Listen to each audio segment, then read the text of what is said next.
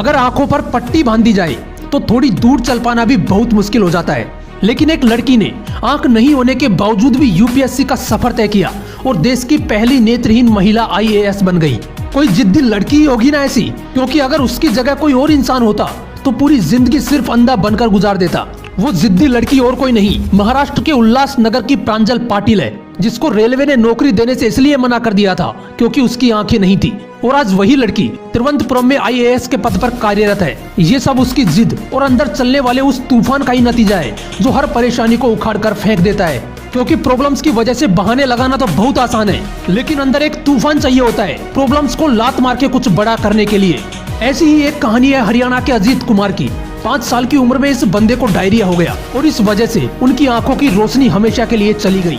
लेकिन कहते हैं ना कि इरादे पक्के और अंदर एक जिद हो तो इंसान किसी भी कीमत पर मंजिल तक पहुंच ही जाता है। इस बंदे ने आंखें नहीं होने के बावजूद भी अच्छी रैंक से यूपीएससी की एग्जाम पास की, लेकिन आंखों की वजह से इस बंदे को सिविल सेवा में कोई पद ना देकर रेलवे में अधिकारी का पद ऑफर किया गया। लेकिन उस बंदे ने उसे ठुकरा दिया, क्योंकि जिस बंदे के अंदर एक तूफान उठ चुका हो, जिसने जिद पाल रखी हो कि साला आईएएस बनना है तो बनना है, ऐसे बंदे को रोक पाना बहुत मुश्किल है। उस बंदे ने अच्छी रैंक होने के बावजूद भी सिविल सेवा में पद नहीं मिलने की वजह से अधिकारियों पर ही केस फाइल कर दिया। 2 साल तक केस चला और फाइनली उस बंदे ने केस जीत लिया और उसे आईएएस का पद ऑफर किया गया। ये होते हैं जिद्दी इंसान, जिनकी आंखों से ऊपर वाले ने भले ही रंग छीन लिए हों, लेकिन इन्होंने अपनी जिद की बदौलत जिंदगी में फिर से रंग भर दिए। जहां पर लोग सब कुछ सलामत होने के बावजूद भी हार मान लेते हैं, वहीं पर ऐसे जिद्दी लोग अपनी सफलता के झंडे गाड़ते हैं। एक लड़का जिसके पास पढ़ाई करने के लिए भी पैसे नहीं थे, उसकी पढ़ाई के लिए उसके माँ बाप ने अपना घर बेच दिया और खुद रेंट से रहने लगे। उन्होंने अपने बेटे से कहा कि बेटा ये खर्चा नहीं, इन्वेस्टमेंट है तेरे ऊपर, रिटर्न ऑफ इन्वेस्टमेंट तुझे देना है। उस लड़के ने अपने सपने को पूरा करने के लिए इतनी मेहनत की कि फर्स्ट अटेम्प्ट में ही यूपीएससी क्लियर कर दिया और बन गया आईएएस प्रदीप सिंह। यार, औकात से बड़ा करने के लिए औकात से ज्यादा मेहनत करनी पड़ती है।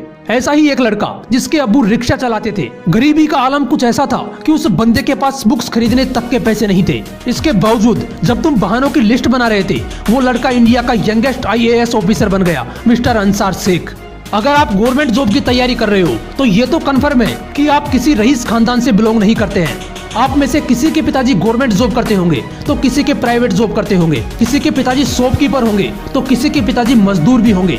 आपकी कंडीशन जैसी भी हो, चाहे आप मिडिल क्लास फैमिली से बिलोंग करते हो या एक पुअर फैमिली से, अगर गवर्नमेंट जॉब लगनी है, चाहे कितनी भी छोटी हो या कितनी भी बड़ी हो, मेरे दोस्त पढ़ना तो पड़ेगा। अपने माँ बाप की आंखों में खुशी के आंसू देखने हैं तो पढ़ना तो पड़ेगा। ये लोग अलग नहीं थे, इनकी तरह बनने के लिए आपको भी अपने अंदर एक जिद, एक तूफान उठाना पड़ेगा। आपको जरूरत पैदा करनी पड़ेगी। इसलिए अपने अंदर के पढ़ाकू इंसान को जगाओ और बहानों को साइड करके लग जाओ अपनी पढ़ाई में। अगर वीडियो अच्छा लगा तो